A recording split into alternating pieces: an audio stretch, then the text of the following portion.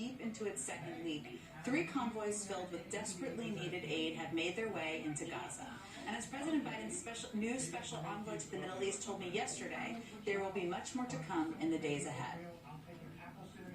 Our expectation and the substance of our discussion with all sides is that starting tomorrow, you'll be seeing a continuous flow of assistance moving. We want to build that flow up to the levels necessary to begin to meet Gaza's needs.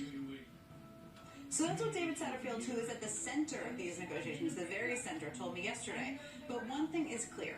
What has arrived and what is set to come will only be a fraction of what is needed to help the more than 2 million people affected. Organizations like the World Food Program and Red Cross are doing what they can, but it's going to take a much broader network of groups stepping up to meet this moment. One of the groups stepping up is the World Central Kitchen, founded by Chef Jose Andres. He's no stranger to rolling up his sleeves and helping feed families trapped in war zones. Last year, he was in Ukraine, where he mobilized a team of chefs to help families there and those displaced in surrounding countries. Now, he and his team are working to provide meals for those affected on both sides of this conflict. So far, they've fed more than 30,000 people.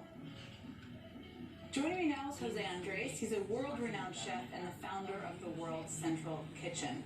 I want to just start with, the World Central Kitchen is doing so much on the ground in so many parts of the world. You're working right now with partners on the ground in Israel, in Lebanon, and Gaza. Tell me a little bit about the work you're doing and why it was so important to you to be on the ground in all of those places during this conflict. Well, again, we go to these places very quickly because we believe that food and water is a universal human right.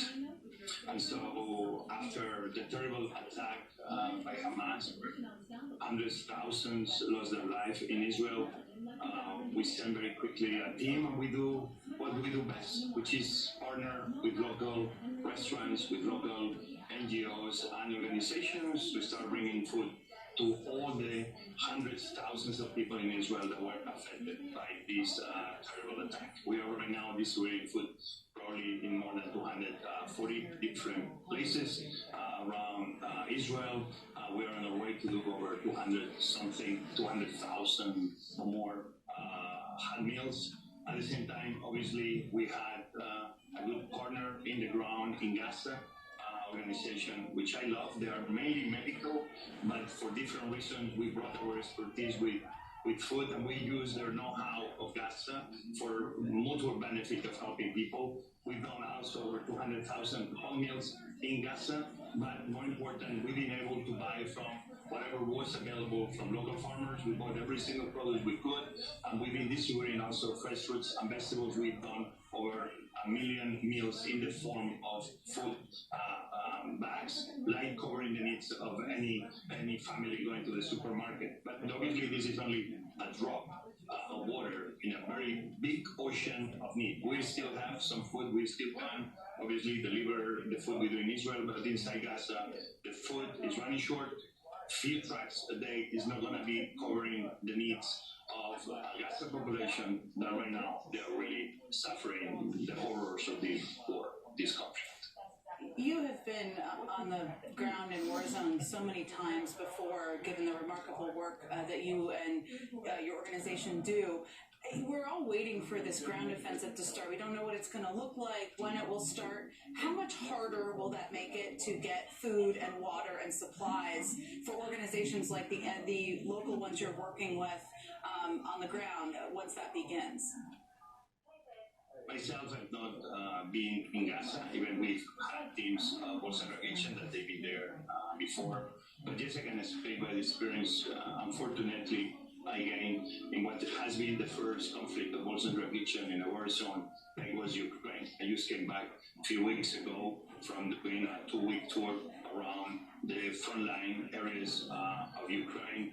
And there you can see the devastation that war creates. So the people obviously suffering the lack of water, suffering the lack of fuel, where we see that obviously not only hospitals that they need that fuel and those generators to run basic machinery to keep people alive, but but everything else suffers. Any kitchen cannot function properly because you all of a sudden it's not only you don't have food, even if you have food, you don't have refrigeration. The complications they keep pounding one over each other, and then with all the destruction, many of those kitchens that you could be using to feed people, every time they become more scarce. In Ukraine, we had kitchens being hit. Every time we got a kitchen hit, obviously sometimes we lost human life. We saw many UN workers that been losing their lives just trying to do humanitarian work. But war zones is not something anybody wants to be part of. I've seen the horrors. I was in Irpin the day after Ukrainians took over. I saw what war does to humanity. It brings the worst of us. The good news is that sometimes in the worst moments of humanity, hopefully the best of humanity comes forward. UN is gonna have a hard work in the weeks and months ahead, and that's why organizations like World Central Kitchen, like Canera, our partners, like Water Mission, who is the organization we partner always around the world to provide drinking water. We're not coming up with the most creative ideas. That once the situation hopefully becomes more peaceful, that we are granted access into Gaza, that we can start doing the same thing we're doing in Israel, providing food and water to the people who are affected.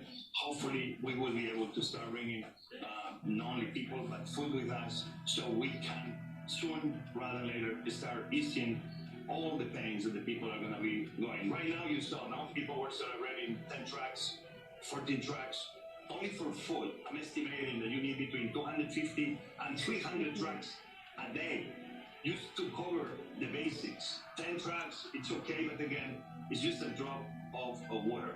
We're there as a special teams. Whatever we can get granted permission to go inside Gaza, we will go with the creativity that World Central Kitchen is known for. Almost like if we were special teams, people that will need food, we will find creative ways to provide it. People that need water, we will find creative ways to provide it quick and fast. Jose Andres, I love how you lead with your heart, and you have so much humanity inside of you. Thank you for everything you and World Central Kitchen do. I appreciate you joining me this evening. We're coming right back after a quick break.